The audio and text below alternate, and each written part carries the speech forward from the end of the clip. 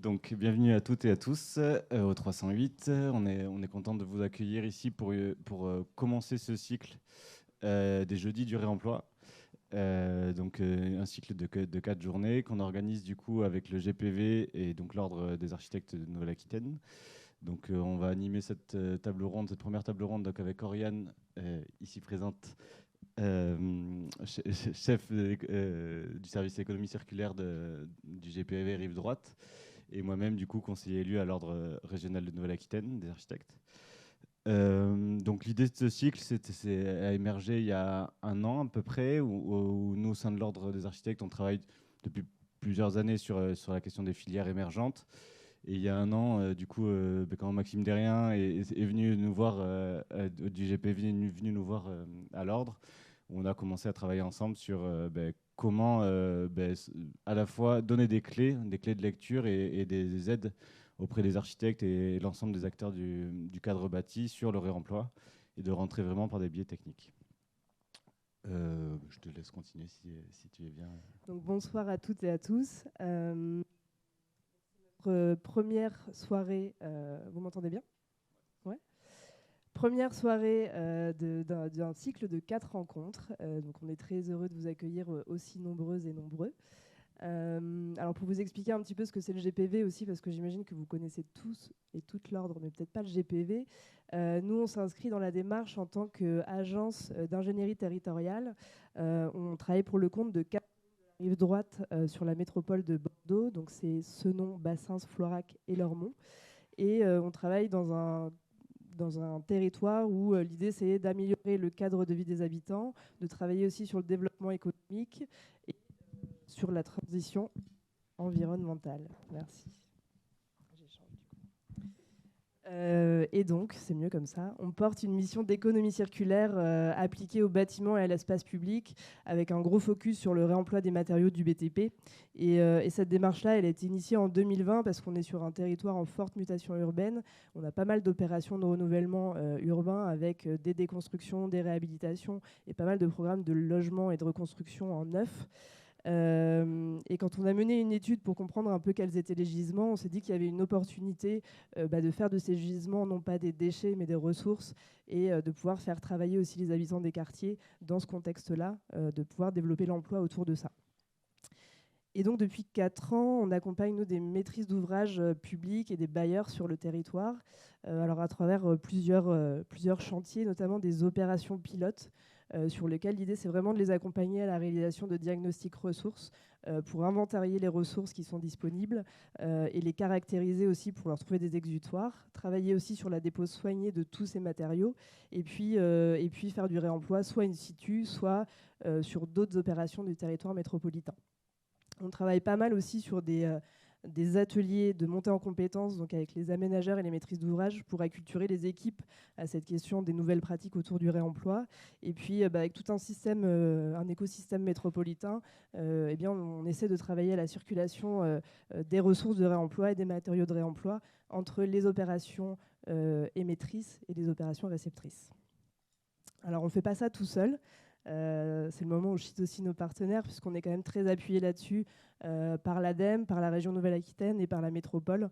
Et puis, il y a un cadre qui nous permet d'expérimenter et de tester pas mal de choses. C'est une convention de recherche et développement qu'on a signée avec NeoEco, qui présentera tout à l'heure l'introduction, et qui nous permet de tester pas mal de choses autour du réemploi. Et donc, comme tu le disais, Boris, l'idée, c'était aussi de travailler un peu plus largement sur la chaîne de la déconstruction, de la reconstruction en tout cas, et d'emmener dans la boucle, en plus des maîtrises d'ouvrage, eh bien, les archis, les paysagistes, les artisans aussi. On a des programmes qui sont en cours là-dessus. Et puis avec vous, les architectes, alors je sais qu'il n'y a pas que des architectes ce soir, mais il y en a quand même pas mal. C'était de se dire que vous étiez aussi des maillons essentiels sur ce changement-là, et que c'est pour ça qu'on a voulu créer vraiment ce cycle de rencontres, et se dire qu'on voulait vous apporter des clés de lecture, donc avec les experts on va vous présenter sur l'ensemble du cycle, des clés de lecture sur ces nouvelles pratiques-là, mais aussi comprendre un état des lieux et des actualités qui vont vous impacter dans vos pratiques en tant que concepteur, et puis aussi des exemples et des réponses pratiques à travers ce que vont me présenter les intervenants aujourd'hui. Et j'ai une petite question avant de commencer. Qui pratique le réemploi aujourd'hui ou qui considère pratiquer le réemploi dans la salle? Ok. Donc il y a une étude d'archigraphie qui dit que vous êtes 8% à le pratiquer. Donc on en reparlera peut-être. Mais en tout cas, voilà, j'imagine que vous êtes tous sensibles et c'est très bien. Mais c'est vraiment aujourd'hui, l'idée, c'est de se dire comment on vous accompagne de l'envie à OK, je vais le faire et je pioche dans les bons endroits, les bonnes ressources pour le faire. Donc c'est aussi pour ça qu'on vous met à disposition ce soir les personnes qu'on va vous présenter tout à l'heure. L'étude d'archigraphie date de 3-4 ans, donc avec grand espoir qu'aujourd'hui les chiffres soient différents là-dessus. Et du coup, cet enjeu de cycle de 4 moments, ça va être vraiment de travailler sur des points précis. Donc les 3 prochaines, la prochaine sera sur les maîtrises d'ouvrage qui pratiquent le réemploi au quotidien. Ensuite, on va en avoir une sur le cadre assurantiel et de contrôle avec la MAF et Alpcontrol qui seront présents. Et une dernière sera sur où trouver du réemploi, les gisements. Donc ce sera sur les plateformes de réemploi à la fois physiques et numériques. Et je tiens aussi beaucoup à remercier 3IS, qu'on voit un peu partout dans la salle aujourd'hui, donc, qui est une école cinéma audiovisuel. Et donc là, on a la filière image qui permet de capter cette soirée aujourd'hui. Et ça pourra être rediffusé après aux personnes qui n'ont pas pu voir cette soirée-là. Et donc là, l'idée c'était de cette première table ronde aujourd'hui, c'était de vraiment commencer par l'amont de la chaîne. Et donc le fait de la prescription et le point qu'aujourd'hui, on voit de plus en plus de territoires qui prescrivent du réemploi. Et donc le réemploi devient obligatoire sur certains territoires. Et donc on voulait un peu travailler, voir avec les acteurs locaux de comment ça fonctionnait chez nous. Et donc ce soir, on va accueillir quatre intervenantes et intervenants. D'ailleurs, je vous profite pour vous remercier de nous donner votre temps, parce qu'en plus d'être des experts, vous êtes quand même hyper impliqués sur le sujet, et c'est aussi assez passionnant d'échanger avec vous sur le réemploi. Donc Aurélie Hérault, que vous avez ici, qui est directrice de projet à la FAB et activatrice de réemploi pour la FAB. Jean-Émeric Monceau, qui est directeur des transitions et de l'innovation à l'EPA Euratlantique. Vincent Tissot, qui est référent du label bâtiment frugal bordelais, plus connu sous le petit nom de BFB, pour la ville de Bordeaux. Et Émilie de Robert, qui travaille pour NeoEco, donc qui est un bureau d'études spécialisé dans l'économie circulaire et le réemploi, et qui va introduire donc cette première soirée. Merci. Bonjour à tous. Du coup, moi, l'objectif, ça marche bien, c'est bon. Du coup, l'objectif, c'est juste de vous faire très rapidement une petite introduction sur le cadre réglementaire et un peu d'élargir le périmètre avec d'autres territoires qui ont innové sur le réemploi. Voilà, pour donner quelques définitions, pour avoir les clés de compréhension et bien comprendre tout ce qu'ils vont vous expliquer par la suite. Donc, premièrement, je voulais vous présenter la hiérarchie de mode de traitement des déchets issue du Code de l'environnement qui explique comment gérer ces déchets sur des chantiers de déconstruction et qu'est-ce qu'il faut prioriser. Dans un premier temps, forcément, l'objectif, c'est d'éviter de créer des déchets via la prévention, donc toute mesure prise avant qu'une substance, une matière ou un produit ne devienne un déchet. Par exemple, quand on parle de réhabilitation plutôt que de déconstruction, on est dans une démarche de prévention. Ensuite, le réemploi, donc le grand sujet qui est ici, qu'on va traiter ce soir. Donc là, c'est toute opération par laquelle des substances, matières ou produits qui ne sont pas des déchets sont utilisés à nouveau pour un usage identique. On est vraiment sur un produit qui a été identifié en amont de la déconstruction et qui ne prendra jamais le statut de déchet, qui peut être réemployé pour le même usage. Et il y a un peu des formations qui font qu'on parle aussi de réemploi pour d'autres usages. Mais là, on est vraiment sur un produit qui a été identifié, qui ne passe pas par une benne et qui ne passe pas par une plateforme. Ensuite, la réutilisation. Donc là, on passe par le statut de déchet. C'est une opération par laquelle des substances, matières ou produits qui sont devenus des déchets sont utilisés de nouveau. Là, on prend le statut de déchet et ensuite on identifie par la suite le potentiel de réemploi du matériau et on parle du coup de réutilisation. Si on ne peut pas réemployer ou réutiliser un matériau, on va sur un process de recyclage. recyclage. Voilà. Donc c'est toute opération de valorisation par laquelle les déchets sont retraités en substance. Dans le recyclage, la première filière, c'est le premier moyen de mode de traitement, c'est la valorisation matière. Donc là, l'exemple du bois, c'est on a des déchets bois, on va les envoyer sur une plateforme qui vont être broyés et réintégrés dans des process de panneaux à particules. Là, on garde la matière qui est toujours une matière physique. Ensuite, quand on descend encore dans la hiérarchisation des modes de traitement, on a la valorisation énergétique, où là, du coup, le bois qu'on a traité sur notre déchet qui est broyé, il va être incinéré pour créer de la chaleur. Donc là, on perd la matière. Donc si on peut envoyer en filière de valorisation matière, c'est mieux. Et ensuite, dernièrement, l'élimination. Donc là, c'est l'enfouissement. Donc on ne va pas en parler plus que ça parce que l'objectif, c'est d'arrêter d'enfouir nos déchets. Voilà un peu pour les grandes définitions. On a aussi, en plus de ces définitions donc, qui ont été établies via la loi Transition énergétique pour la croissance verte en 2015, on a aussi un cadre réglementaire, donc depuis 2015 et même un petit peu avant, qui permet de pousser vers des pratiques de réemploi et d'économie circulaire. Donc, en 2015, il y a eu donc, cette hiérarchisation de mode de traitement qui a été définie dans le Code de l'environnement. Il y a eu également la mise en place du tri 5 flux, où on triait papier, carton, métaux, plastique, verre et bois, et un objectif de valorisation matière de 70% à l'échelle nationale des déchets du BTP, visé pour 2020. Ensuite, là, vous devez être certainement plus au fait de la RE 2020, 25, 28, 31, et toutes ces nouvelles versions qui permet aussi de pousser vers des pratiques de réemploi via notamment l'ACV où les matériaux de réemploi ont un impact carbone nul dans la prise en compte de l'ACV et qui aussi pousse à l'utilisation de matériaux biosourcés. Et plus récemment, donc en 2022, la mise en place de la loi AGEC qui a donné des outils et a mis en place tout un écosystème via les éco-organismes pour traiter l'ensemble des déchets de la filière du BTP. Donc la loi AGEC a rendu obligatoire le diagnostic PEMD, anciennement diagnostic déchets. Donc diagnostic PEMD, c'est produits, équipements, matériaux, déchets, qui permettent de quantifier et de qualifier l'ensemble des produits qu'on va avoir sur un projet de déconstruction, qui est vraiment l'outil de base pour ensuite faire du réemploi, ce qui nous permet vraiment de définir tout ce qu'on peut avoir et tous les matériaux qu'on peut réemployer. Ensuite, il y a la mise en place de la REP PMCB, donc produits matériaux de la construction du bâtiment. Donc là, c'est un éco-organisme qui a permis de améliorer les pratiques de gestion de déchets à l'échelle nationale et qui pousse aussi les industriels à faire de l'éco-conception dans leurs pratiques. On en reparlera dans les futures tables rondes. J'aurai l'occasion de vous reparler un peu de cette REP qui est très intéressante. Et on est passé du coup en 2015 à un tri 5 flux, à 2022 à un tri 7 flux, en ajoutant du coup la valorisation du plâtre, enfin le tri du plâtre et de la fraction minérale obligatoire à la source. Depuis 2025, on est sur un tri 8 flux avec le textile qui a été rajouté du coup à cette obligation. Donc voilà un peu pour le cadre réglementaire.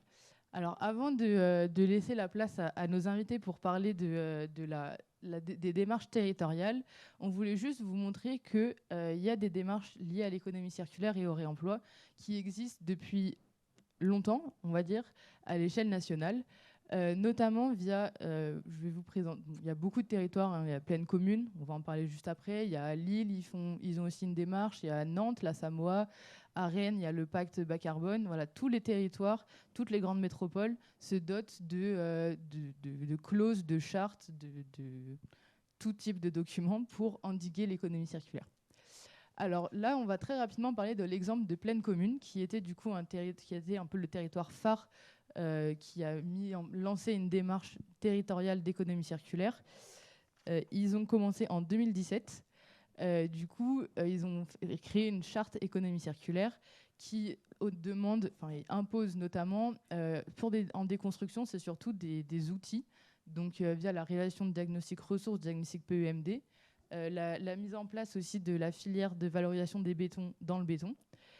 Pour la construction, ils ont été aussi les premiers à mettre vraiment des objectifs chiffrés de réemploi. Donc 1% des coûts de fourniture sur les projets de construction doivent être issus du réemploi. Et ils ont aussi mis un objectif lié à l'utilisation du béton avec granulats recyclés, de minimum 5% de béton avec granulats recyclés. Ils ont en parallèle créé des outils pour accompagner du coup l'ensemble des acteurs du territoire à mettre en place, à atteindre tous ces objectifs.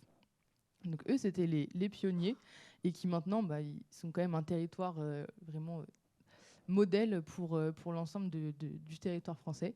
Et une autre métropole qui est un peu plus proche de nous, c'est la métropole de Toulouse, alors qui, eux, via un projet européen, donc c'est un autre type de montage de projet, ont aussi, depuis 2021, il me semble, lancé une démarche territoriale d'économie circulaire via la création d'une charte. Eux, ils ont mis des objectifs chiffrés, donc sur la déconstruction et sur la construction. Notamment, ils sont allés un peu plus loin que l'objectif réglementaire de valorisation des déchets, avec 85%, je vous rappelle 70% de l'objectif réglementaire. Et ils ont aussi rendu le diagnostic PEMD obligatoire dès 200 m². La réglementation l'oblige dès 1000 m² pour une déconstruction. Ensuite, pour les projets de construction, ils se sont un petit peu inspirés aussi de ce qui se faisait déjà sur notre territoire bordelais. Ils ont mis un objectif de 5% de matériaux de seconde main exprimés en valeur financière, donc en fourniture. Et ils ont également créé des outils, donc que ce soit une plateforme numérique, ils veulent essayer de créer des plateformes en ligne par la suite. Donc voilà, un peu ça vous donne aussi la vision sur d'autres territoires pour comprendre que c'est vraiment une démarche qui est très importante à l'échelle nationale. Et maintenant, je vais du coup laisser la parole aux experts du territoire bordelais. Merci beaucoup. Du coup, on va commencer un tour de table et si chacune et chacun peut expliquer sa démarche et comment c'est et où on en est aujourd'hui. Aurélie, du coup, si tu veux bien commencer. Merci. Bonsoir. Donc, je travaille à la fabrique de Bordeaux Métropole. Donc, on est aménageur de la métropole et on intervient sur... Ça fonctionne. Sur l'ensemble du territoire bordelais. Donc on a commencé en tout cas à réfléchir à la question du réemploi avec à l'époque, dès l'époque, le collectif Cancan. Et donc le réemploi de matériaux de construction. Ça a vraiment été notre entrée sur la question de l'économie circulaire. Donc on a commencé par finalement auditer le patrimoine à démolir dont on disposait, en se demandant s'il avait oui ou non un potentiel de réemploi. À l'époque, on avait regardé quels étaient aussi les acteurs locaux qui œuvraient sur le territoire. Et puis faire un benchmark des démarches qui existaient à l'époque nationales. Donc c'est vrai qu'à l'époque, l'acteur phare c'était Plaine Commune et qu'il n'y avait pas forcément tant d'autres initiatives que ça. Mais on a quand même décidé de s'engager assez rapidement, dans un premier temps, dans une phase de déconstruction expérimentale, donc sur un certain nombre de bâtiments à démolir.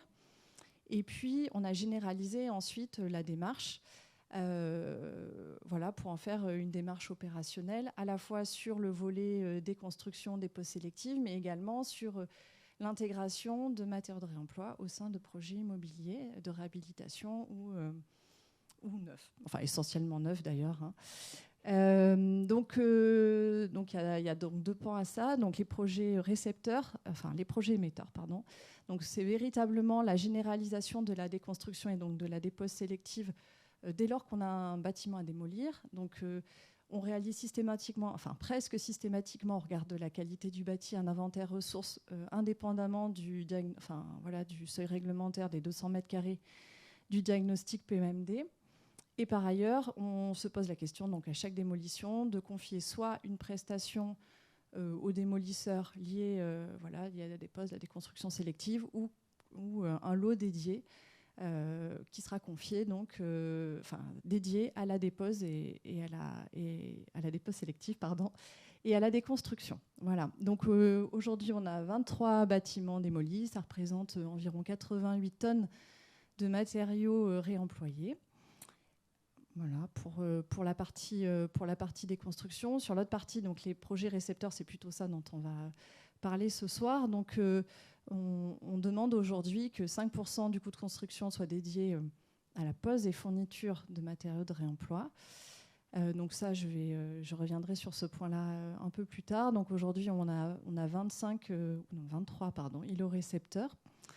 Et donc pour créer une démarche circulaire entre entre tous ces projets récepteurs, émetteurs, et puis mettre en œuvre véritablement une démarche opérationnelle. On s'est doté donc d'outils aussi, donc d'un outil numérique, de plateforme numérique, et puis d'un outil de plateforme physique. Donc j'en dis rapidement juste 2 mots. Donc la plateforme numérique Refaire.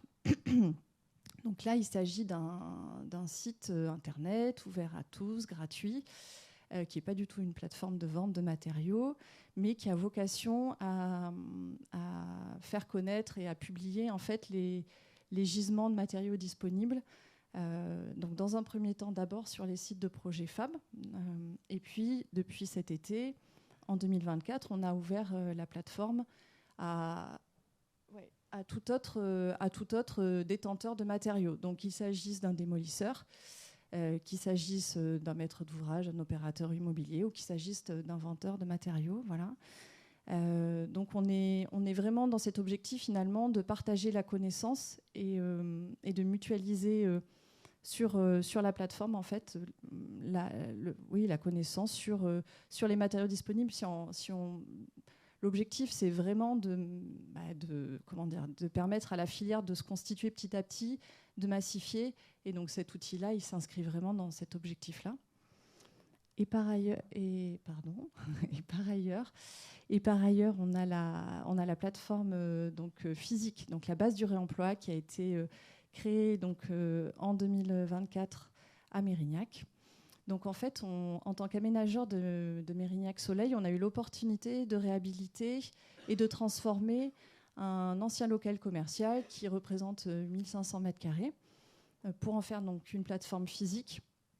Donc avec Oriane Skourzik, donc architecte du collectif Cancan.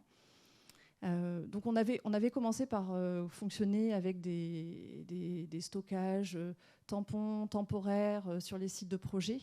Et puis la question, c'est venu par la question du stockage, en tout cas, voilà. Et la question du stockage est fondamentale, évidemment, pour permettre des boucles circulaires entre les projets. On a besoin de ce temps intermédiaire, enfin en tout cas souvent.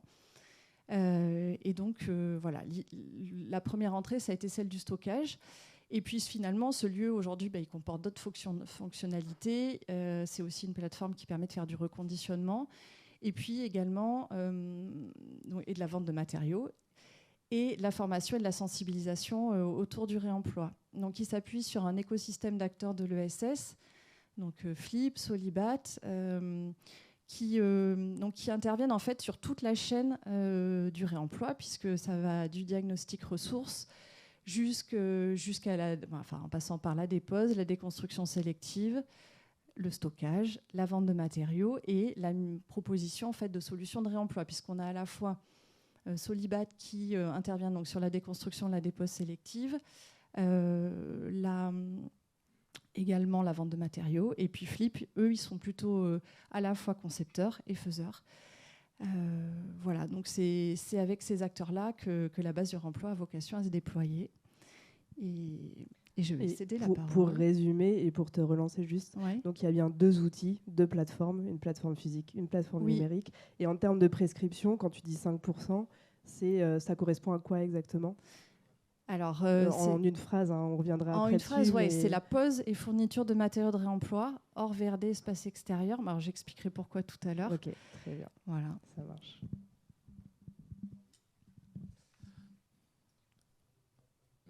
Bonsoir. Alors, pour le PA Euro-Atlantique, donc nous, on est parti après la FAB et encore bien après Pleine Commune.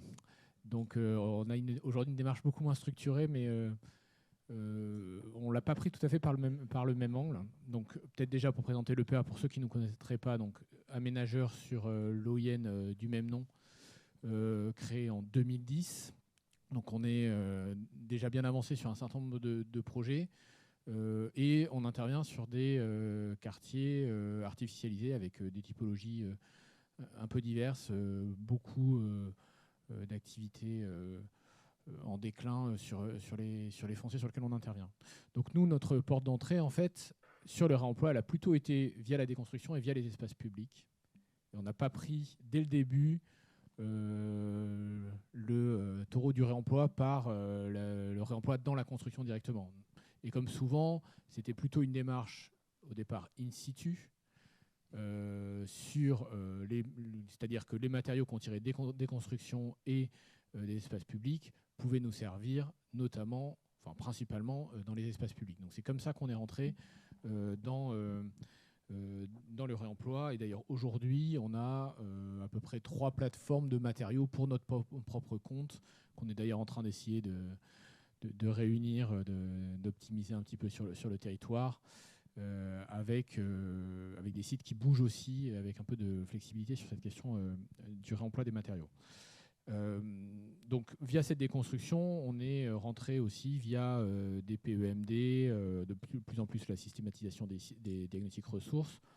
Là, on vient de faire d'ailleurs récemment le bilan de l'année 2024 sur la déconstruction. On a 88 et quelques % de valorisation matière, réemploi et matière, donc il n'y a pas que du réemploi.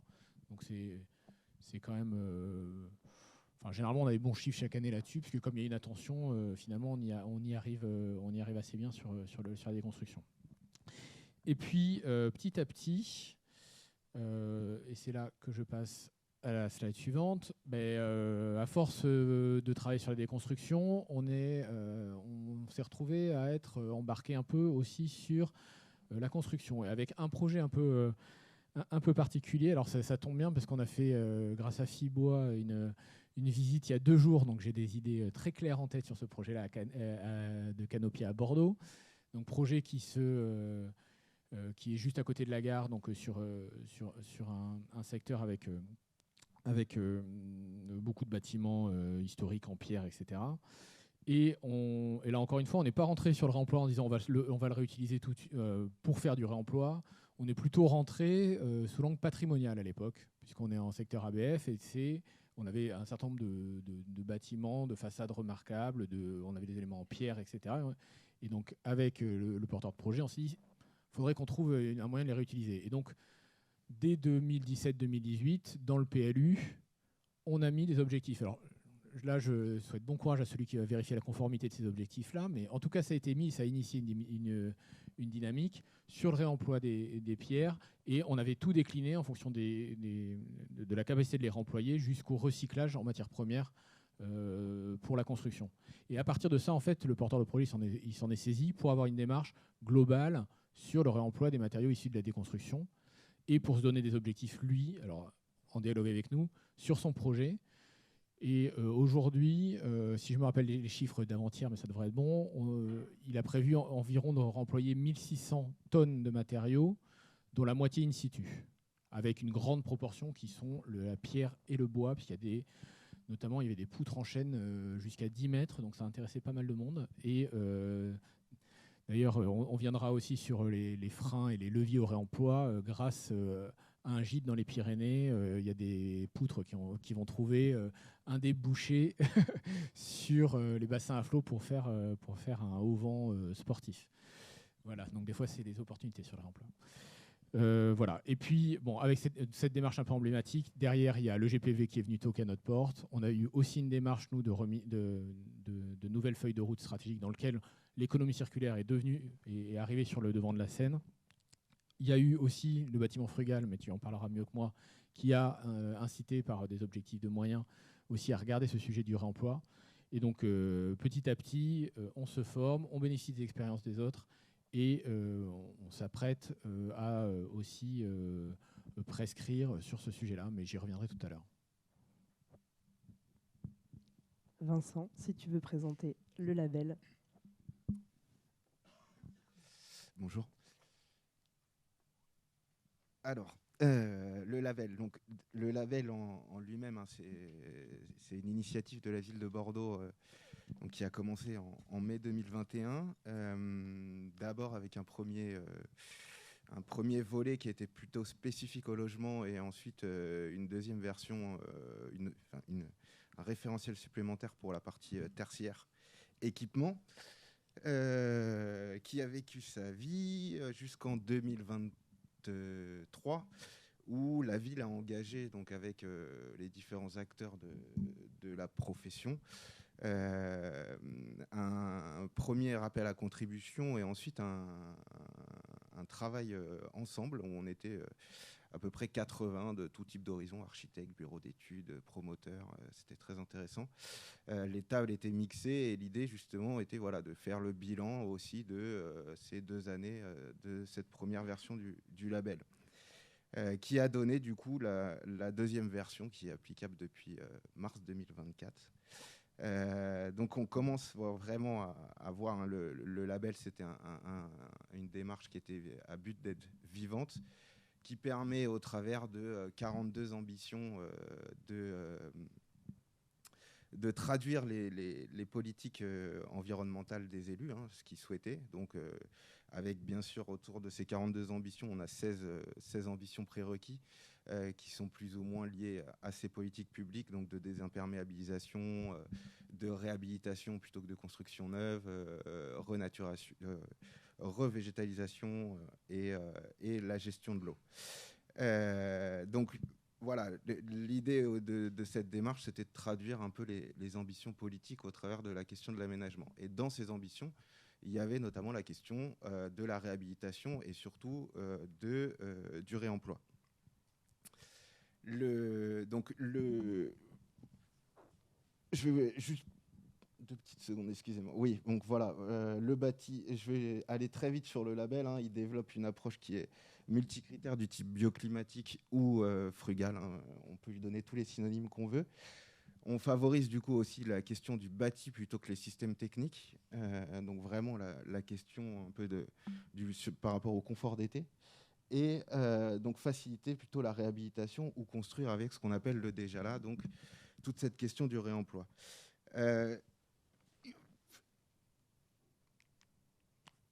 Sur la partie réemploi, concrètement, on incite les porteurs de projets à diagnostiquer toutes leurs avant de lancer même les études pour avoir cette question, notamment sur la question du réemploi, mais on y reviendra un peu plus tard, mais de 2 façons de voir. On a un gisement et 2, on va plutôt chercher le gisement une fois qu'on a dessiné le projet. C'est toujours plus simple de partir d'un gisement, dessiner le projet avec ce qu'on a et re-questionner le besoin si jamais il y a besoin. Et donc, du coup, voilà, tout le label au travers du réemploi, il nous amène à re-questionner un peu notre manière de faire et notre démarche. Et donc, pour la petite anecdote, la première version du label, il y avait un projet qui était en lice de l'avoir. Et donc, dans les prérequis, on a notamment la question de la déconstruction, puisque du coup, on bannit le terme de démolition. Et le label n'a pas été obtenu suite à une démolition du déjà là, sans valorisation d'une réelle déconstruction des éléments présents. Alors, merci. On va passer à une autre thématique. Alors, vous êtes assez pionnier sur ces sujets de réemploi sur le territoire. Du coup, vous testez des choses aussi. Donc, il y a des difficultés qui sont rencontrées, mais il y a aussi des leviers. Alors, Aurélie, c'est une question que j'ai pour toi. Quand on a préparé un peu la conférence, la table ronde, tu m'as dit, en encadrant pas bien les prescriptions, on les accompagne pas bien. Alors, c'est quoi le problème que vous avez rencontré et comment justement vous avez rebondi sur cette première expérience qui était un peu complexe? Comment vous remédiez à ces problématiques-là d'accompagnement? Oui. Alors, aujourd'hui, on travaille sur 23, on a 23 projets immobiliers qui sont dits des projets récepteurs. Et donc, parmi ceux-ci, en effet, le premier d'entre eux, qui était un projet sur lequel on avait juste demandé finalement aux opérateurs immobiliers lors d'une consultation d'intégrer des matériaux de réemploi, mais voilà, sans autre précision que ça. Et donc on s'est rendu compte que c'était quand même un peu compliqué, alors surtout surtout il y a quelques années. C'était, je pense, les premiers, donc c'était maintenant il y a 3-4 ans. Ouais, 3 ans, je pense. Et donc, du coup, finalement, juste cette simple demande, sans indicateur chiffré, sans processus, sans méthodologie, n'était pas suffisante, en fait, pour permettre à l'équipe de concepteurs, en tout cas, de faire des propositions validées par leur maîtrise d'ouvrage. Et donc du coup, on a le premier projet récepteur qui est livré aujourd'hui. Il est là-haut, il est à Eysines, mais on a, je pense, on doit avoir un abri vélo extérieur et puis un peu de mobilier de réemploi dehors. Alors c'est bien, mais c'était pas forcément à la hauteur des ambitions initiales, ni d'ailleurs des ambitions qu'avaient pu proposer, en tout cas, les architectes de prime abord, même si ça reste bien sûr un très beau projet. Et donc du coup, on s'est interrogé avec le collectif Cancan pour voir comment on pouvait un peu plus préciser les choses. Et donc la première des choses, c'était cette question, donc on en a parlé tout à l'heure. Tu as présenté les indicateurs aussi de pleine commune et les objectifs chiffrés de pleine commune et puis de Toulouse Métropole. En fait, de se dire qu'est-ce qu'on peut demander à ce stade aujourd'hui aux opérateurs, aux architectes. Et donc, petit benchmark. Enfin, de toute façon, il y en a souvent sur le sujet pour essayer de voir ce qui se faisait à l'époque. Et bon, donc à l'époque, pleine commune, voilà, c'est toujours eux demander 1% en fourniture de matériaux de réemploi. Voilà. Et globalement, il y avait des interrogations sur les collectifs qui travaillent sur le sujet, les acteurs qui travaillent sur le sujet, la stock, etc. Sur est-ce qu'on parle en coût, est-ce qu'on parle en masse, en volume. Et donc on s'est dit que la question d'indicateurs en volume nous semblait être plutôt un biais en fait. Et du coup, il suffisait, en tout cas, en travaillant avec des matériaux lourds, ça pouvait un peu biaiser l'appréciation ensuite qu'on pouvait avoir des matériaux de réemploi au sein du projet. Et donc on est parti sur cet indicateur de 5% parce qu'on s'est dit on va mettre la barre un peu haut à l'époque en pose et fourniture, donc pas juste en fourniture quand même, de matériaux de réemploi. Et hors VRD espace extérieur, ça ne veut pas dire que les équipes ne travaillent pas sur le sujet, ça veut dire en tout cas que si l'idée c'était de les inciter à rentrer en tout cas dans le logement ou en tout cas alors, on ne fait pas que des projets de logement, en tout cas dans le logement, dans le bâtiment ou sur le bâtiment et pas seulement sur les espaces extérieurs, qui est forcément la solution un peu de facilité, même si elle peut être tout à fait vertueuse. Et donc aujourd'hui, en effet, c'est Toulouse Métropole qui a sans doute les objectifs les plus ambitieux sur le sujet, puisqu'ils sont sur 10%, 5% mais en fourniture, ce qui est quasiment équivalent à 10% par rapport à notre indicateur. On ne s'est pas contenté de cet indicateur. On demande aussi donc, systématiquement aux groupements opérateurs architectes d'intégrer en fait attendez, je vais passer à la slide suivante. D'intégrer à leur groupement en fait une expertise réemploi. Donc c'est pas forcément un AMO réemploi, mais ça peut être des architectes experts, ça peut être aussi un bureau d'études environnementales qui le soit. Dans la majorité des cas, pour l'instant en tout cas, on a des équipes qui se composent d'un AMO réemploi pour justement faire tout ce travail de sourcing, d'identifier les matériaux en amont, de proposer un processus et sécuriser la fourniture de matériaux de réemploi et aussi intégrer la question de la conception aussi avec les matériaux de réemploi. Et ça aussi dès la phase concours, puisqu'on demande aussi des propositions dès la phase concours. Alors bien sûr, elle reste un peu générale, mais et donc dès la phase concours, demander aussi si cet objectif, de confirmer que cet objectif de 5% sera bien respecté. Alors parfois, au stade concours, il y a des projets qui ont proposé plus. Voilà, donc ce qui est intéressant. Et donc c'est un critère parmi d'autres, évidemment, puisqu'il y en a plein d'autres, pour évaluer un peu ces différents projets et les retenir. Voilà. Et puis bien sûr, il y a un suivi aussi et un accompagnement avec notre AMO tout au long du processus. Donc l'idée, c'est de pouvoir faire un point sur la question du réemploi en phase APS, en phase APD. Il y a un descriptif qui est fourni ou pas, parfois au permis de construire, mais en tout cas, l'idée, c'est de pouvoir échanger sur ce point-là au permis, même s'il n'y a pas de descriptif dans la notice. Et puis ensuite, avec un suivi qui se poursuit en fait en phase pro, etc. et jusqu'à l'évaluation. Donc aujourd'hui, il y a un bâtiment récepteur évalué, c'est la base du réemploi. Donc là, dont on était maître d'ouvrage, donc c'est un peu une exception. Voilà. Donc avec un pourcentage qui a bien dépassé, qui allait bien au-delà des 5%. Voilà. Mais j'y reviendrai ensuite peut-être sur deux projets voilà, qui en tout cas présentent des ambitions intéressantes ou des méthodes intéressantes en tout cas sur le sujet. Et donc du coup sur les sur les freins, sur les leviers qu'on peut identifier dans les discussions autour de la mise au point des projets immobiliers. On a évidemment la question pour les maîtres d'ouvrage d'anticiper la fourniture de ces matériaux-là. Donc, dans l'idéal, l'idée, c'est de pouvoir passer le pas de l'acquisition de ces matériaux en amont. Toutefois, il y a peu de maîtres d'ouvrage qui s'engagent en ce sens, surtout dans la période actuelle. Et donc, la proposition alternative. Alors après, il y a ceux aussi qui, je pense plutôt aux bailleurs, qui disposent aussi d'un patrimoine de matériaux, en tout cas, ou qui tendent à travailler en ce sens-là.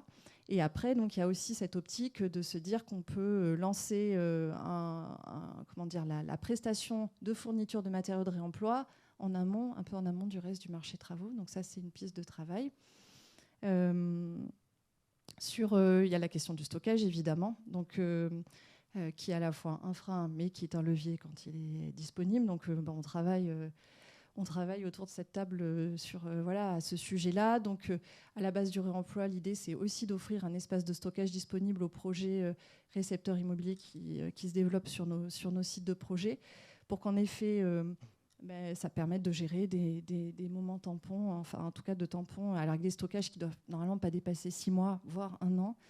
Mais voilà, c'est un peu la durée maximum. Et puis, donc, il y a d'autres espaces de stockage qui se développent ailleurs sur la métropole et notamment sur la rive droite.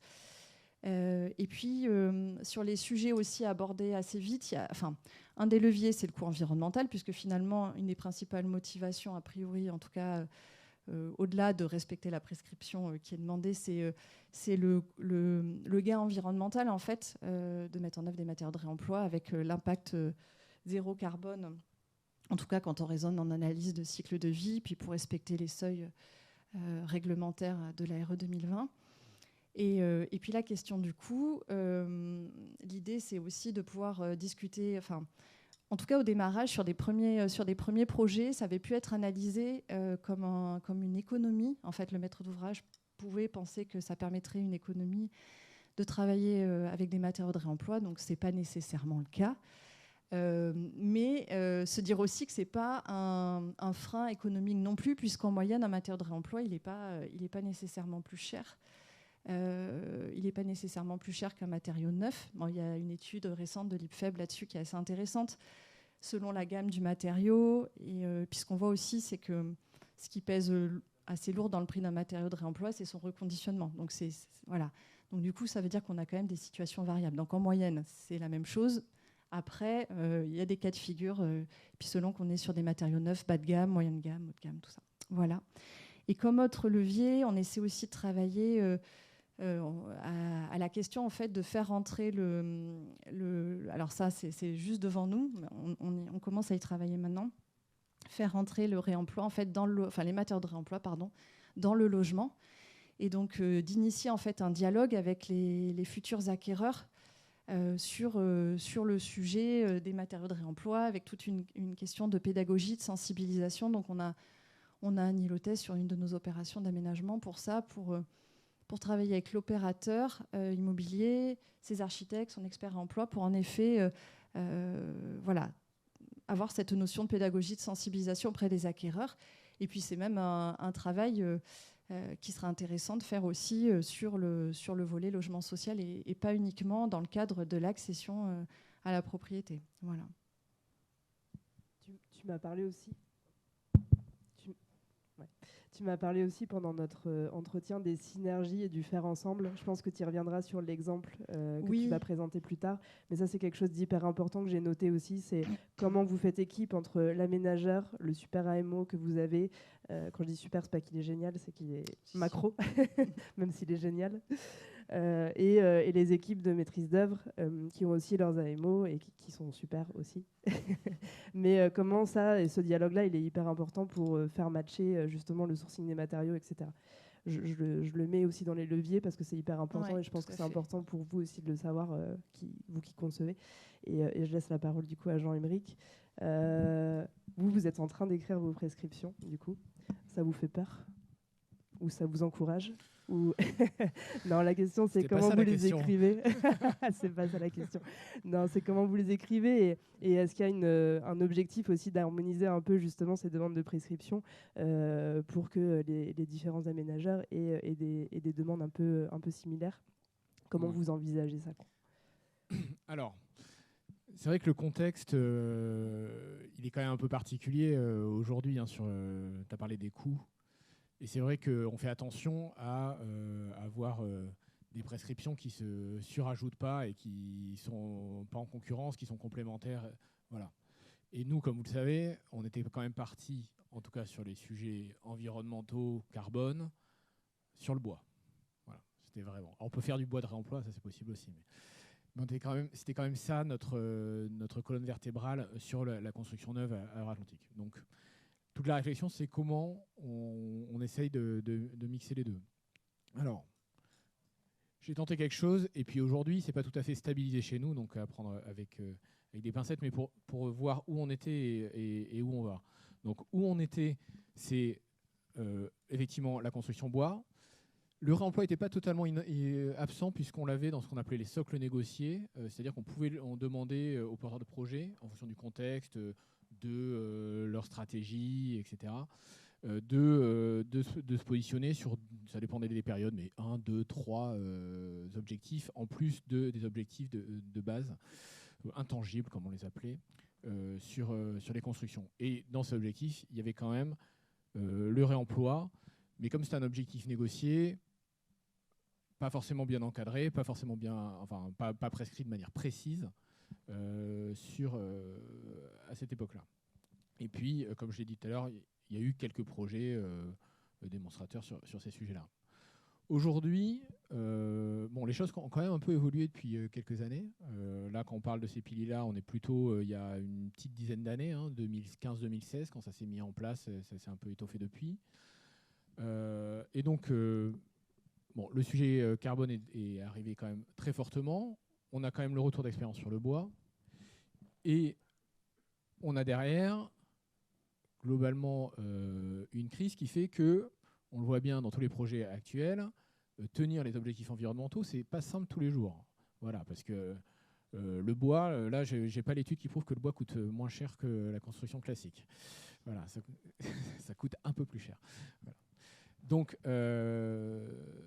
et il faut pourtant avancer, et c'est aussi, on est établissement public de l'État, et nous, on nous demande, j'ai eu encore une réunion aujourd'hui, d'aller chercher du 2028, voire au-delà, etc. Donc il faut continuer à avancer, et donc trouver une équation qui est un peu impossible. Alors on avait posé la question il y a 3-4 ans maintenant, on avait fait le test opérateur à l'époque, on avait mis le réemploi, on avait mis que des indicateurs de moyens comme bâtiment frugal, donc là tout le monde avait répondu, ça va à peu près, on sait en faire.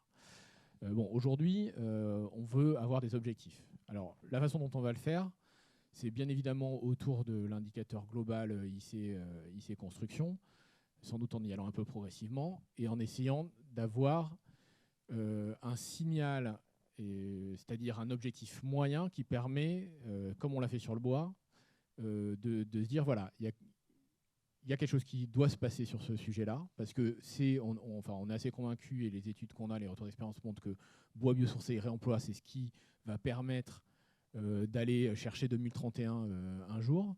Voilà, parce que le béton bas carbone ne suffira pas. Alors il n'y a pas que ça, il y a toute la conception, les infras sur les bâtiments, mais en tout cas en termes de matériaux, c'est là-dessus qu'il faut mettre les efforts.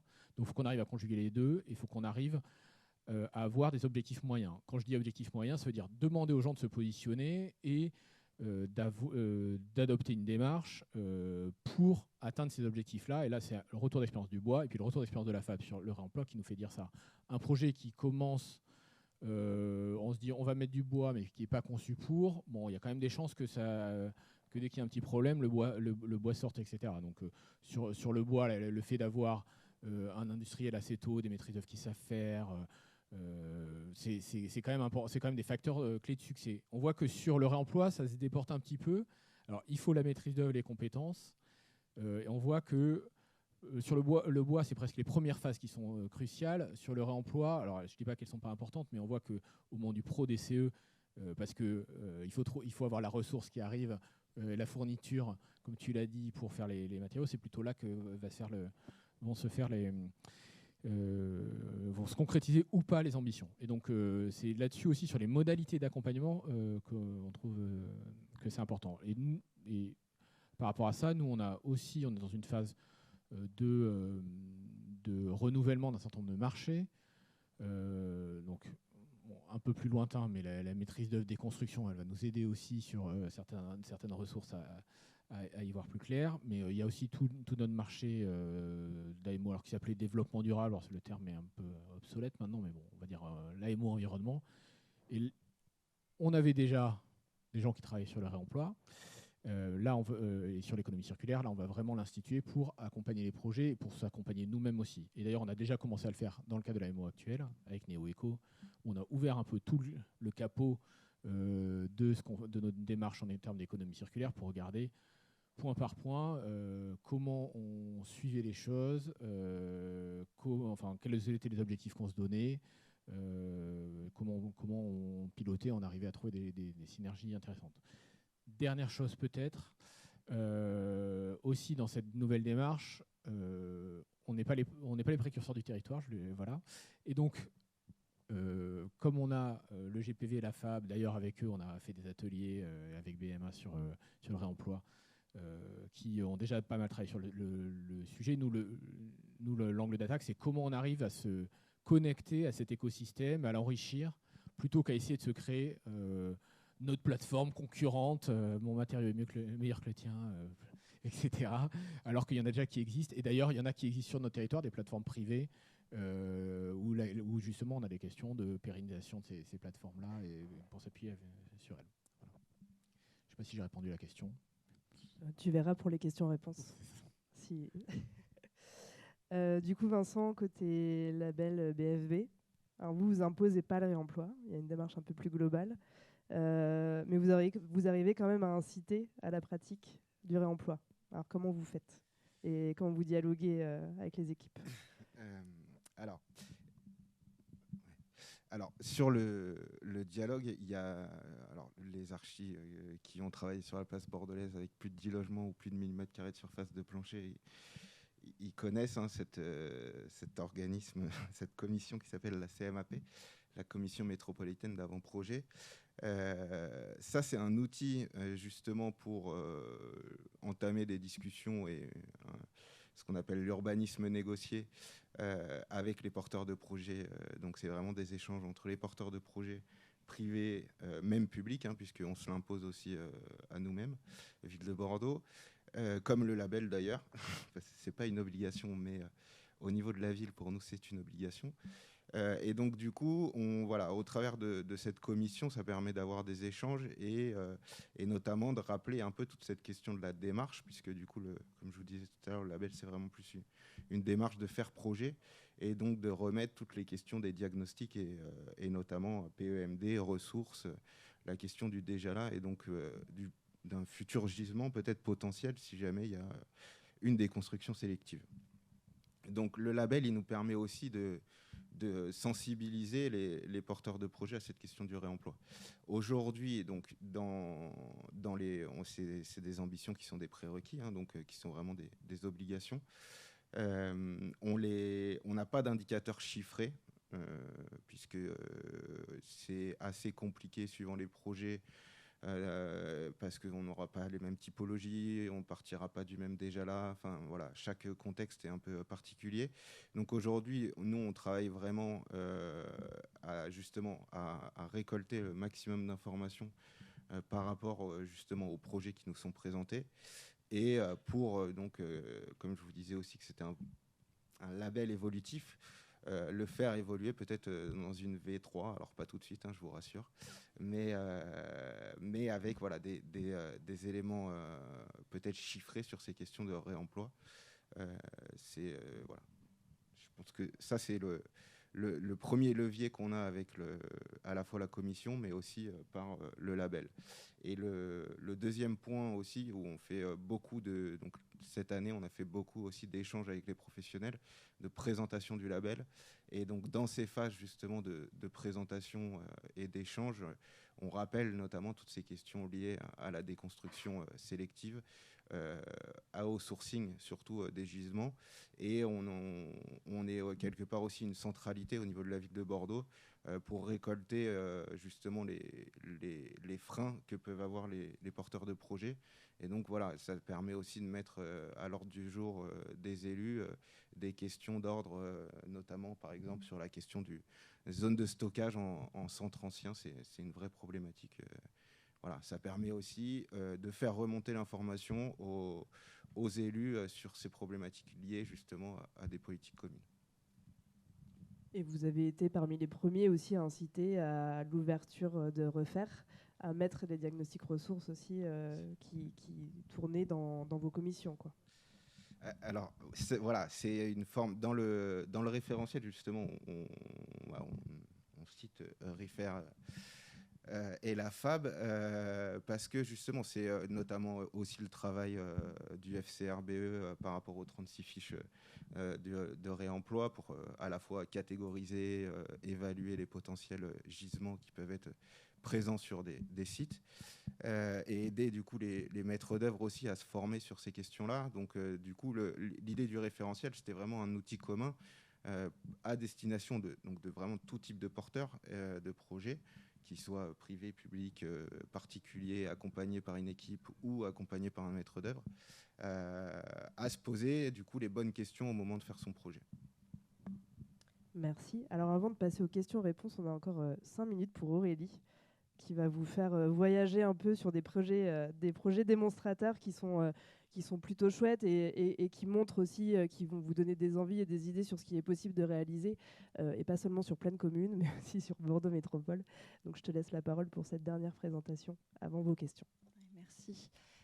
Oui, alors on évoquait tout à l'heure la question du coût, donc, et puis voilà, du contexte dans lequel on est. Donc là, ça fait un moment qu'on prescrit ces 5%, etc. Pour autant, au niveau des projets immobiliers, on est dans un contexte où ils mettent un peu de temps à sortir, donc je vais vous présenter un projet là en phase PC et puis un en phase pro. Voilà, on n'a pas nécessairement d'exemples beaucoup plus avancés que cela à ce stade.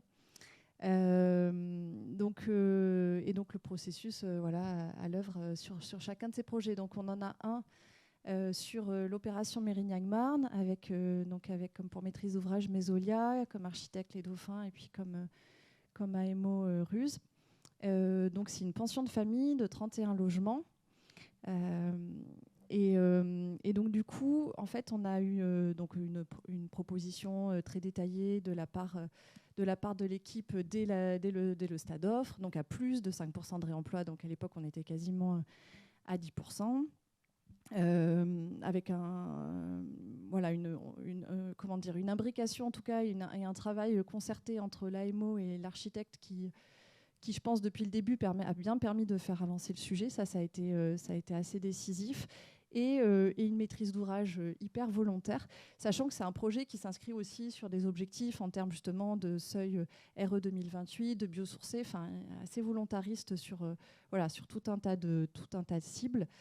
Donc du coup on est sur on a vraiment il y a vraiment eu différentes étapes. Donc en phase APS le sourcing, en phase APD se pose vraiment la question de comment verrouiller un peu d'anticiper en fait les questions des bureaux de contrôle, notamment sur des gisements pas courants.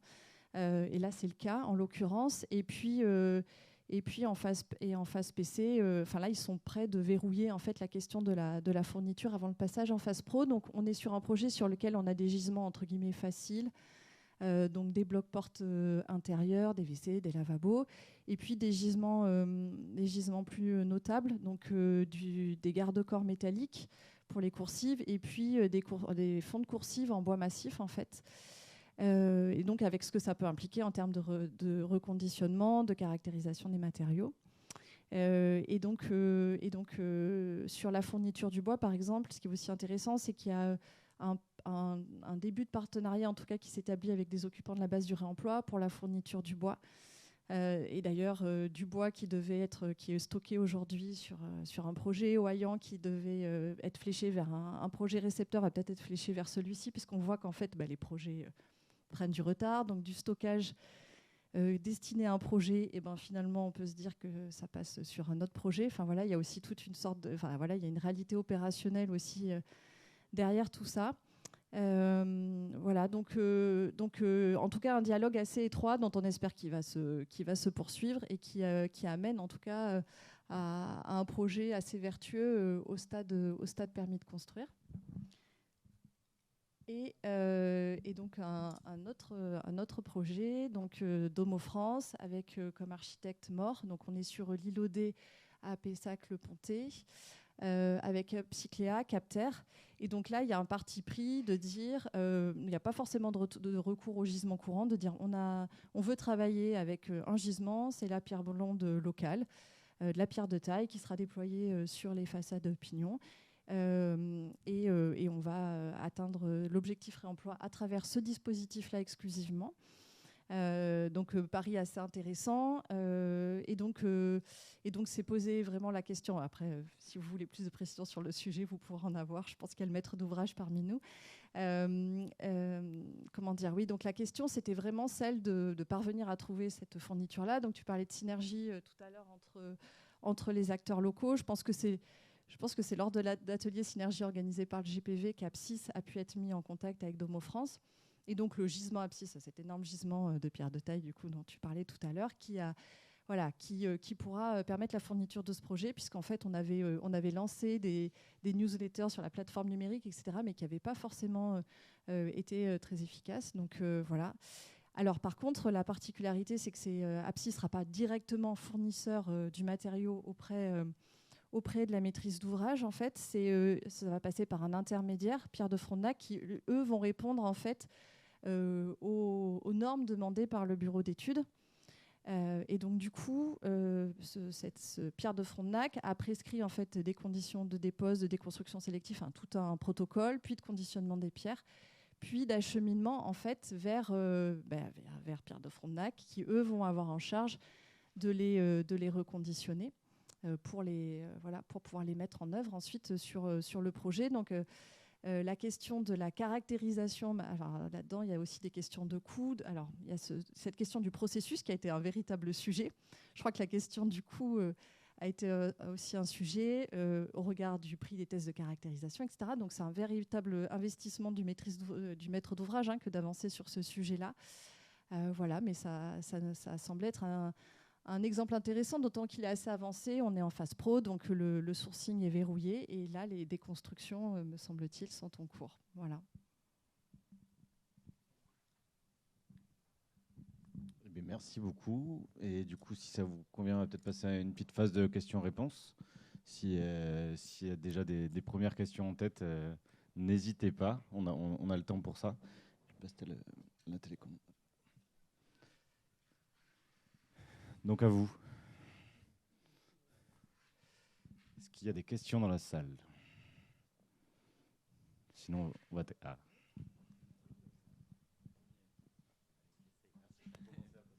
Oui, bonjour.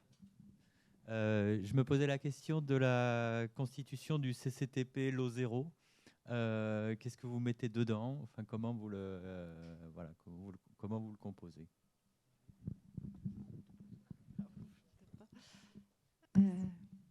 Alors, nous, on n'est pas souvent maître d'ouvrage, on est aménageur, donc prescripteur. Bon, après, on a en effet une expérience de maître d'ouvrage sur la base du réemploi, où en effet, on a donc créé un lot 0 donc, pour la fourniture en matériaux de réemploi des 14 autres lots qui intervenaient donc, dans le cadre des travaux de réhabilitation. Et donc, ce qui a été prévu, enfin, il y avait certains matériaux en fait, qui étaient déjà identifiés, sourcés, etc. Mais après, le champ était assez large. Votre question vise à savoir ce qu'il y a dans le CCTP, comment il interagit avec les autres CCTP ? Par rapport à un CCTP, on va dire plus classique, qui est basé sur des normes, enfin des généralités de normes. Comment vous cadrez de manière réglementaire dans le CCTP ce que vous appelez le lot zéro, parce que Alors, est-ce que c'est juste la dépôt, enfin voilà, est-ce que c'est qu'est-ce qu'il y a dedans au niveau des Alors, il y prestations? avait un peu en effet de dépose et de déconstruction sélective sur le site. Et par ailleurs, le titulaire du lot était en charge de faire des propositions, en effet. Donc, on avait identifié certains sujets sur le lot, sur la plâtrerie, sur le bois de réemploi, par exemple, donc vers les lots menuiserie, vers les lots électricité, était en charge de faire certaines propositions aux autres lots. Après, comment dire, l'idée, c'était pas forcément de dire vous devez fournir un matériau à telle norme, etc. Donc il n'y avait pas de contraintes là-dessus dans le cadre de ce CCTP-là. Et après, on n'a pas eu. Ce qu'il faut souligner aussi, c'est que à ce stade-là, et aujourd'hui, au regard de la constitution de la filière, on a eu une réponse donc de Solibat, un acteur de l'ESS, pour répondre à ce lot-là. Et en fait, il était vraiment en interaction avec les autres lots, dans lequel en fait, il était demandé d'atteindre des objectifs cibles en fait, minimum par catégorie de produits sur le réemploi. Donc voilà, avec des objectifs assez différents selon les lots et selon le potentiel de réemploi envisageable, quoi. Voilà. Donc ça veut dire que le prestataire, on va dire, c'est plus, il va faire plutôt du suivi que de la prestation proprement dit, comme des travaux. Son rôle, c'est pas d'être, c'est qu'il englobe tous les lots. Expert réemploi, c'est vraiment la fourniture de matériaux. Donc c'est vrai. Alors là, en l'occurrence, l'architecte, elle avait l'expertise réemploi. Mais si on travaille avec un maître d'œuvre qui n'a pas forcément cette compétence-là, normalement, l'idée, c'est que, dans l'absolu, que ça fonctionne avec une expertise réemploi qui, en tout cas, au sein de l'équipe de maîtrise d'œuvre. Alors, c'est un AMO réemploi, c'est le BE environnement, j'en sais rien, mais voilà, en tout cas, il faut une expertise réemploi pour ensuite réaliser la validation, en fait, pour valider les matériaux proposés par ce lot-là. Donc, ils étaient en charge, l'architecte, elle a à chaque fois valider les matériaux proposés avec l'entreprise titulaire, les entreprises titulaires des autres lots. D'accord, mais il n'y a pas un titulaire du lot zéro. Ah, c'est pas clair. Alors, si. En l'occurrence, donc c'était Solibat. Parce que vous dites que c'est dans la maîtrise d'œuvre. Non, en fait, ce que je dis, c'est qu'il y a le lot zéro, pardon, excusez-moi, je suis peut-être pas assez claire. Le lot zéro qui a vraiment en charge la fourniture vis-à-vis des autres lots. Et à côté de ça, vous avez une expertise réemploi pour valider le process, s'assurer que la traçabilité est bien respectée. Donc il a des objectifs d'un point de vue juridique, en tout cas le lot zéro, il a des objectifs sur la traçabilité de ces matériaux-là, vis-à-vis des autres lots. D'où viennent ce matériau, à quelles conditions il est cédé, etc. etc. Mais donc si j'ai bien compris, c'est le fournisseur. C'est ça. Exactement. Peut-être une question pour toi aussi, en complément sur la vingtaine d'opérations qui sont en cours. Est-ce que à quel point le lot zéro est une pratique généralisée, ou là on voit que sur des opérations, il n'y a pas forcément tous les lots qui ont des fournitures. Est-ce que tu as une vision un peu de ça, ou c'est compliqué à voir? C'est un peu tôt, surtout par rapport au projet récepteur. Vu que je pense qu'un des plus avancés, c'est le dernier dont je parlais, celui d'Homo France, là, qui est au stade pro. Donc voilà. Donc du coup, c'est pas encore clair si. Je pense qu'en effet, a priori sur le B8, le premier projet que j'ai présenté là avec Mesolia, a priori, il y aurait sans doute le projet de partir sur un lot zéro, mais voilà, c'est des discussions qui sont en cours.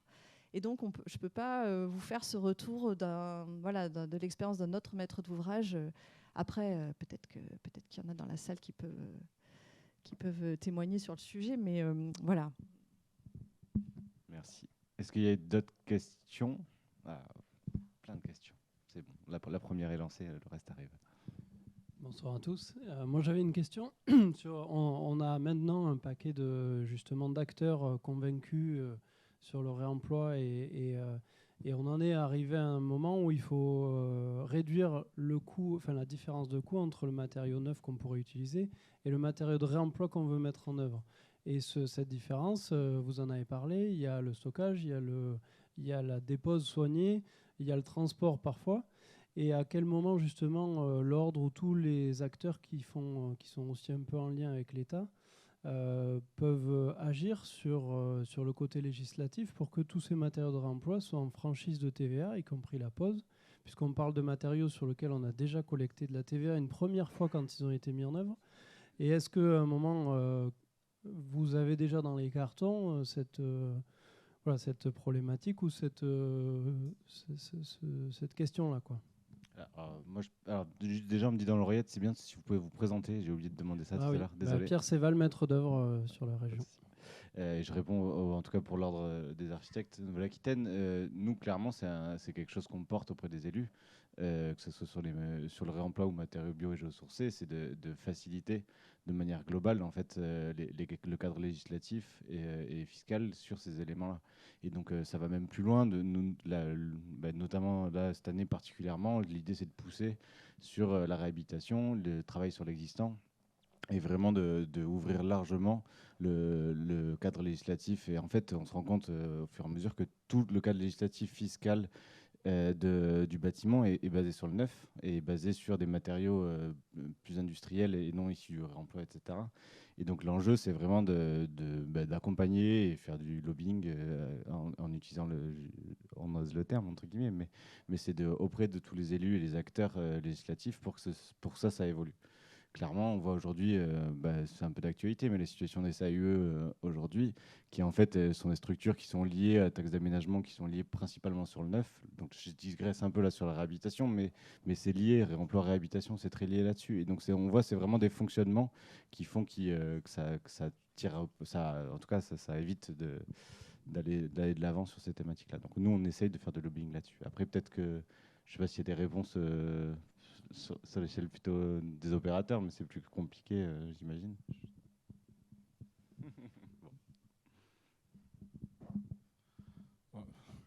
On prend note, on voit souvent le ministère du Logement, on leur en parlera. Mais bon, la TVA est un sujet compliqué. On a une question ici.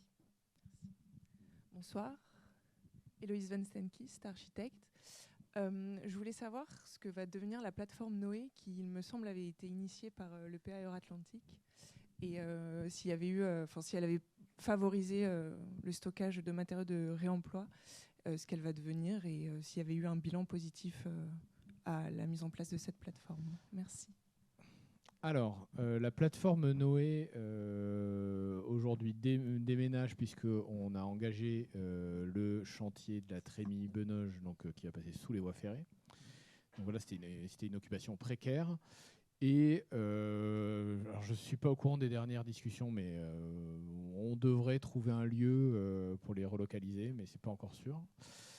Voilà, donc pour l'actualité de la plateforme Noé. Sur le bilan, alors c'est assez intéressant, j'en ai pas parlé, mais j'y ai pensé tout à l'heure, sur la plateforme Noé. C'est une plateforme au début qui avait été pensée comme une base de mutualisation de certaines fonctions du chantier. Base vie, aussi tout ce qui est stationnement des compagnons, etc. En fait, elle a évolué.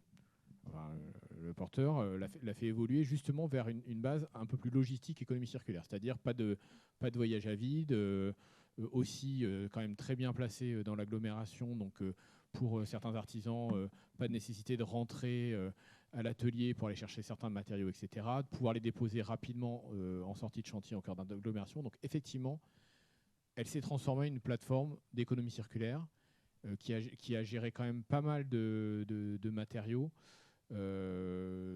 Alors plutôt en flux sortant, on va dire. Après, c'est pas forcément là que les artisans venaient chercher leurs matériaux.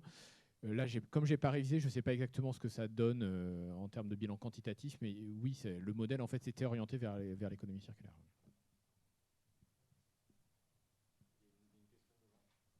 Une petite question ici et on revient devant après. Bonsoir, Vincent Palma, je suis maître d'ouvrage chez Aquitanis. J'avais une question pour les aménageurs. Par quel véhicule contractuel et juridique vous engagez les opérateurs à tenir les objectifs de réemploi? Est-ce que c'est tout dans les actes de vente? Est-ce que vous utilisez des cahiers des charges de cession de terrain? Est-ce que vous avez des cahiers de prescription particulières? Est-ce que vous faites un cumul de tout ça? Merci. Merci, ça me fait penser que j'ai oublié d'aborder un point tout à l'heure.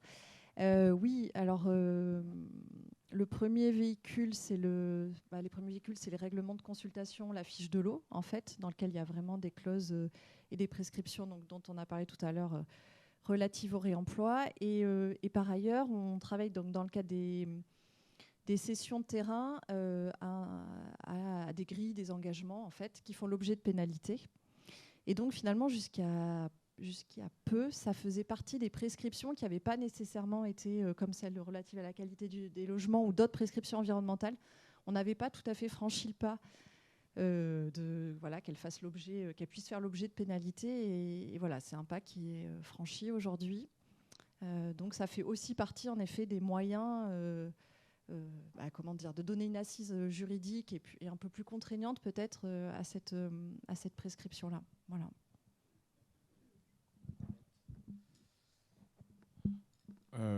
Donc nous, comme aujourd'hui on n'avait pas vraiment de prescription, c'était dans ce que je disais, les socles négociés pour les projets qu'ils choisissaient. Généralement, nous, c'est vraiment au moment des promesses de vente que tout se cristallise sur ces engagements-là. Les consultations se fait depuis 2018, je crois qu'on n'en a pas fait. Alors, on va essayer d'en faire bientôt. Voilà, on a besoin de ramorcer un petit peu la pompe. Et donc, effectivement, on avait un système assez itératif entre la consultation où il y avait des objectifs et le moment de la contractualisation où on les crantait. Pour être franc sur les objectifs environnementaux, ne donner droit à pénalité que la certification. Et donc, dans les discussions, enfin les réflexions qu'on a en ce moment, c'est de se dire comment on intègre dans ce régime-là ces objectifs environnementaux pour un petit peu les solidifier, quoi. Voilà. Aujourd'hui, la certification, d'ailleurs, est tellement dissuasive qu'on n'a aucun problème à ce que les opérateurs la respectent. La pénalité est tellement dissuasive.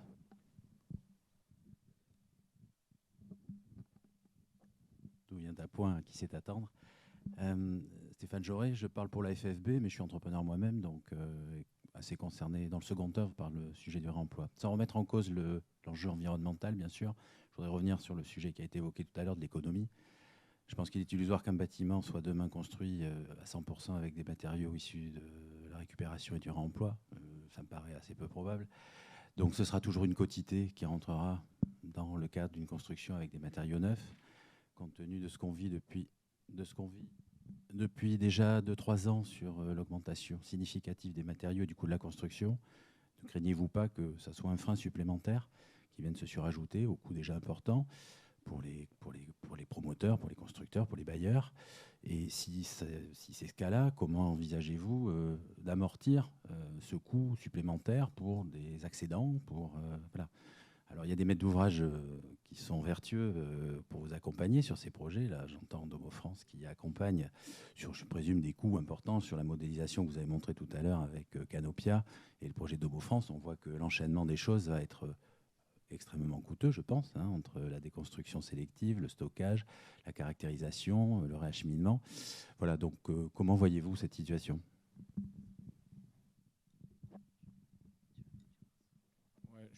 Je commence, alors pas spécifiquement sur le réemploi, mais globalement sur les ambitions environnementales. Forcément, on craint toujours de rendre l'équation impossible. Voilà, c'est toujours une question qu'on se pose, bien évidemment. Ce qu'il faut dire quand même, c'est que chaque opération peut être quand même un peu spécifique. On prend l'exemple des bailleurs. Nous, on a une opération qui est qui sort de terre en bois, qui a plutôt poussé le curseur assez loin. On est quasiment en 2028, une opération bailleur. Et ils y sont arrivés parce qu'ils avaient un seuil d'avance, qu'ils ont eu un certain nombre d'aides, exonération TFPB, etc. Donc les réponses, elles ne sont vraiment pas uniformes. La destination du bâtiment, son contexte, etc. peuvent changer pas mal de choses.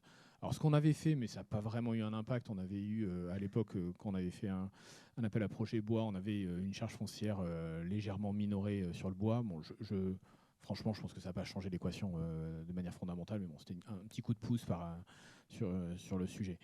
Moi, je pense que la réponse sur ce sujet-là, elle est aussi sur comment on arrive à discuter pour trouver l'optimum, quoi. Et effectivement, c'est pour ça que tout à l'heure je parlais d'objectifs moyens, c'est-à-dire qu'il y a des opérations qui vont très bien se prêter et on va pouvoir aller pousser les curseurs, enfin comme vous l'avez fait là, 20% ou 25% sur la plateforme du réemploi parce qu'on a le bon maître d'ouvrage, on a le modèle économique qui marche, etc. Et puis des projets, on se dit, bon là, on a un parking, par exemple, on ne va pas aller faire beaucoup de réemploi sur ce parking-là. Donc c'est aussi dans cette discussion au cas par cas, c'est-à-dire que on a à la fois à cœur de donner un signal pour que les filières s'organisent, pour avoir de la massification, pour justement qu'on puisse travailler sur les coûts et stabiliser ces filières-là, mais en même temps, forcément, de l'adaptation au cas particulier. Ouais, je pense que la question du cas par cas elle est quand même importante. Ça se regarde vraiment projet par projet. Et des ambitions environnementales qui sont poursuivies aujourd'hui, notamment avec le fait que les aménageurs, on est souvent en avance de seuil. Donc là, on travaille maintenant en effet sur des projets qui visent plutôt, enfin, en tout cas dans les consultations prochainement lancées ou qui viennent d'être lancées, on est plutôt sur de la RE 2028. Sans doute que la question du réemploi, c'est pas le premier obstacle économique et la première ambition environnementale la plus difficile à respecter. Au contraire, voilà, elle peut être facilitatrice pour atteindre cet impact carbone, diminuer, etc. Voilà, et parce qu'on en a d'autres ambitions environnementales, en effet. Donc tout ça, ça se regarde au global et ça s'apprécie au global, en effet, sur le biosourcé, enfin voilà, sur le volet énergie également. Donc à chaque fois, c'est une équation propre à chaque. Enfin, je suis complètement d'accord, à chaque projet immobilier. Et aujourd'hui, il y a aussi une forme de pragmatisme pour essayer d'accompagner les opérateurs au maximum vers la sortie des projets, puisque voilà, on sait aussi dans quel contexte on travaille. Mais je ne pense pas que le réemploi, dans les discussions qu'on peut avoir en ce moment avec les opérateurs immobiliers, clairement, c'est pas un frein ou c'est loin d'être le premier sujet de blocage, quoi. Voilà. Au contraire, ça peut peut-être être un levier, même si ça amène, c'est vrai, de la complexité dans le processus ou des processus un peu nouveaux dont les maîtres d'ouvrage n'ont pas l'habitude. Et donc ça, c'est peut-être ça le sujet, en fait, plutôt que celui du coût. Voilà. Je vais juste compléter, je vais rajouter quelques éléments par rapport à ce que vous avez dit tous les deux. Je pense que c'est aussi une affaire d'écosystème. Aujourd'hui, l'écosystème n'est pas encore complètement mûr et suffisamment important pour arriver à la massification de matériaux, mais nous, on a déjà des premières expériences. On se rend compte en fonction des matériaux, on se retrouve moins cher que le neuf. Parce qu'on a aussi un écosystème, nous, Domo France, avec du patrimoine, où c'est des gisements qui viennent de nos déconstructions, avec du site de stockage qui sont propres. Voilà, donc il y a des coûts aussi annexes qui ne sont pas rajoutés. Et aussi, je pense qu'il ne faut pas non plus y mettre la question du réemploi de manière un peu globale, puisqu'il y a aussi beaucoup de matériaux qui ne rentrent pas dans le cadre des garanties.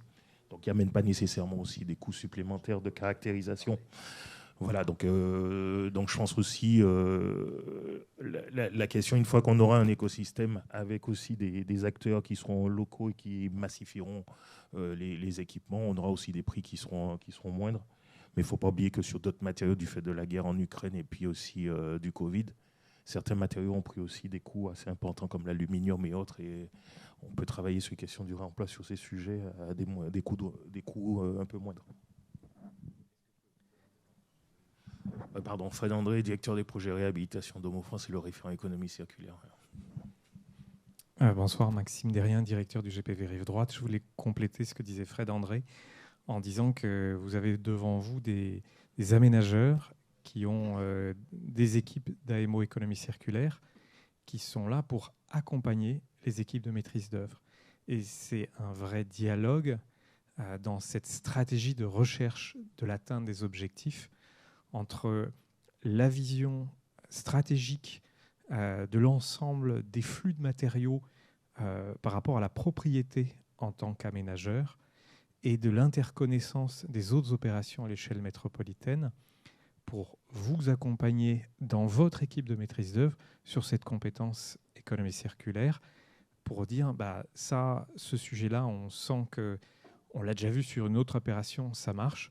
Celle-ci, attention, un warning, c'est pas qu'on vous l'interdit, c'est qu'on sent que l'atteinte à l'objectif est beaucoup plus complexe. N'hésitez pas à travailler sur un autre sujet pour qu'on puisse fiabiliser et sécuriser cette atteinte. Et en tout cas, nous, ce qu'on voit, c'est que c'est un dialogue permanent et que c'est un dialogue bienveillant pour accompagner la structuration de cette filière, concepteur, mais jusqu'à l'entreprise. Voilà, et ça se fait plutôt en bonne intelligence. C'est le message que je voulais faire passer. Juste pour rebondir un peu aussi sur la question du coût, parce qu'on l'entend aussi dans le bâtiment frugal bordelais, on nous dit que le coût est, voilà, il y a un surcoût conséquent. Alors, il y a un très bon travail que je vous invite à aller voir du hub des prescripteurs sur la question, du hub des prescripteurs bas carbone, sur la question vraiment du coût, du surcoût d'une construction dite vertueuse. Ça dépasse pas 5 à 10%, hein, donc voilà. Et toujours cette question aussi du coût, ça dépend sur quelle échelle temporelle, parce que bien sûr, si c'est sur 10 ans ou enfin sur une décennale ou sur 50 ans, le coût n'est pas le même. Sur le réemploi, c'est un peu la même chose aussi, parce qu'il y a le coût, oui, il y a du coût. Les matériaux de base, on les extrait, on les façonne, on les cuit, on les usine et on les vend. Donc tout ça, c'est un coût énergétique, carbone, ainsi de suite. Sur le réemploi, il y a aussi cette question, c'est du coût, mais c'est essentiellement du temps humain. Et du temps humain, c'est des emplois locaux, des emplois qui ne seront pas délocalisables, hein, parce qu'on ne va pas aller faire du réemploi à New York pour le ramener à Bordeaux. Donc il y a aussi toute cette question de l'économie au travers aujourd'hui qui se déploie dans l'économie sociale et solidaire avec des organismes propres à cette question du réemploi. Mais demain, le réemploi, si ça se trouve, ce ne sera plus une économie sociale. On pourrait dire une seconde économie, mais peut-être ce sera une économie au niveau local et qu'on pourra pas changer. La même chose aujourd'hui, voilà, il y a une économie autour de la piscine, les piscinistes qui entretiennent les piscines. Demain, si ça se trouve, avec des scies, on peut refaire le monde, mais quand on n'aura plus d'eau pour remplir la piscine l'été, il faudra bien trouver du travail justement à toutes ces personnes. Donc l'économie, en tout cas le réemploi sur cette question-là, c'est pas seulement prendre un robinet pour le mettre ailleurs. Oui, bonsoir, je suis Jong-Wan Kim, architecte associé à Téléméta. Je suis présent pour sensibiliser la notion réemploi. Donc, j'avais quelques questions, mais c'était un peu contenu du coup la question précédente sur le coût. En fait, je suis très convaincu d'appliquer la notion réemploi dans la conception pour la bonne cause, environnement et toutes les situations actuelles, etc. Et souvent, en fait, ce qu'on rencontre comme un blocage pour faire un projet avec la notion réemploi, c'est relation avec un maîtrise d'ouvrage.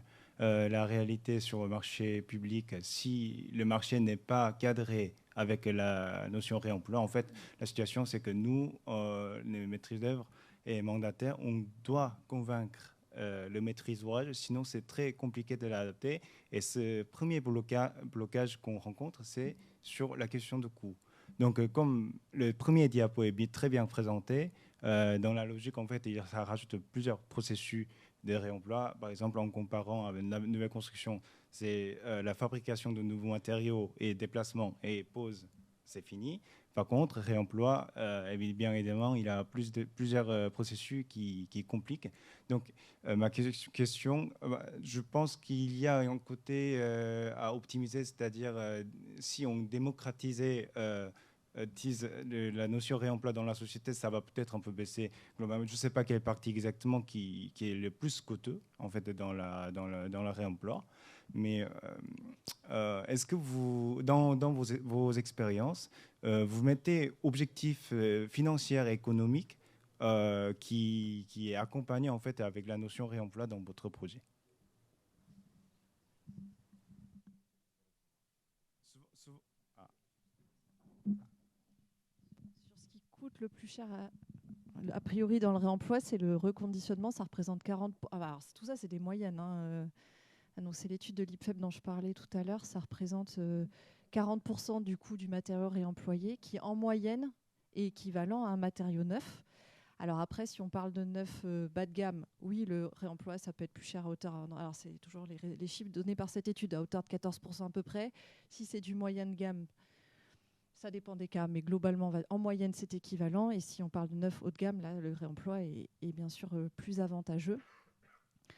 Donc voilà, sur la question du coût, mais après, on en a déjà parlé tout à l'heure, c'est vraiment du cas par cas, ça dépend des projets, des tests de caractérisation nécessaires, du reconditionnement. Est-ce qu'on fait appel à des gisements, des flux faciles, voilà, des gisements qui peuvent se réutiliser sans contrainte assurantielle? Est-ce que, surtout sans reconditionnement, sans édiction de normes par le bureau de contrôle, ou est-ce que on est sur des flux un peu plus complexes, des gisements plus notables? Enfin voilà, c'est tout cela. Et en effet, par contre, c'est sûr que ça demande un volontarisme de la maîtrise d'ouvrage et une commande de la maîtrise d'ouvrage sur le sujet. Sans quoi, c'est sûr que c'est sans doute beaucoup plus compliqué. Mais voilà, je ne sais pas si je réponds à votre question, mais s'il y avait d'autres... Micro-intervention, mais un des arguments aussi, c'est que des fois, ça peut amener à des matériaux qualitatifs, un peu comme la réhabilitation, mais qu'on n'aurait pas dans le neuf. On parlait tout à l'heure de poutres en chêne à Canopia ou de remploi de pierre.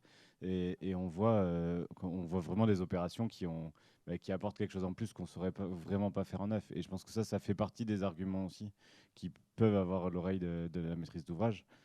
Sur un gain qualitatif qu'aujourd'hui on ne saurait pas faire dans un autre en neuf là-dessus. Est-ce qu'il y a d'autres questions? On entend? Qui êtes-vous, monsieur? Allô? Oui. Je suis justement du collectif Cancans, pour ça je me permets d'intervenir. Mathias Saboya, juste pour abonder sur la question du coût. Ce qui est intéressant de plus en plus, c'est qu'avec la mise en place de la REP PMCB, il y a beaucoup de subventions qui sont offertes, façon de parler, aux maîtrises d'ouvrage. Justement, nous, on est pas mal confrontés à cette situation-là. Des fois, on est côté maîtrise d'ouvrage, des fois, on est côté maîtrise d'œuvre. Et en fait, quand on est côté maîtrise d'œuvre, on n'est pas vraiment dans les bonnes cases. C'est vraiment des subventions qui sont adressées aux maîtrises d'ouvrage pour leur faciliter, pour être incitatifs sur la mise en place du réemploi sur des projets. Donc justement, quand on est maîtrise d'œuvre et qu'il y a une maîtrise d'ouvrage qui coince, on peut éventuellement avancer cette proposition-là de participer à ces subventions pour débloquer le volet économique. Il y a différentes subventions. La subvention justement, on parle du coût des tests de requalification. Ça, c'est une subvention qui est très importante. Il y a la subvention au stockage, la subvention à l'innovation, et à la déconstruction aussi. Donc il y a pas mal de verrous à faire sauter grâce à ça, éventuellement. En fait, juste pour, en effet, c'est intéressant d'en parler. C'est les éco-organismes qui, en ce moment, n'ont pas vraiment déployé les actions de réemploi qu'ils doivent mettre en place dans le cadre de leur engagement vis-à-vis de l'État, et donc qui en ce moment, en effet, quand vous candidatez, vous pouvez être éligible, en effet, sur ce que décrivait Mathias. Donc, auprès de ces 4 organismes-là, il y en a 2 surtout sur le sujet, pour obtenir de l'accompagnement en matière de réemploi. Je vous propose de prendre une dernière question avant d'aller parler de manière un peu plus informelle au fond de la salle. Est-ce qu'il y a une dernière question? Là? Allez. Vous êtes l'heureux élu de la dernière question. Bonjour, Walid El-Khatib, architecte. Je voulais savoir, par rapport à la complexité de la mise en place du réemploi, comment est gérée la gestion du temps?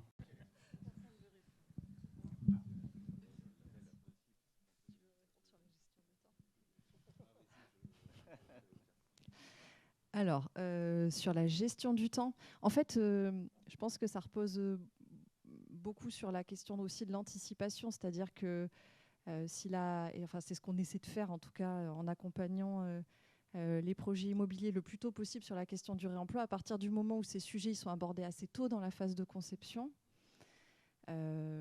En tout cas, sur la phase de conception, on n'est pas sur des temporalités forcément plus longues. Ça retarde pas. Je pense que ça change pas grand-chose en termes de gestion du temps, si ce n'est que on s'inscrit dans cette anticipation-là.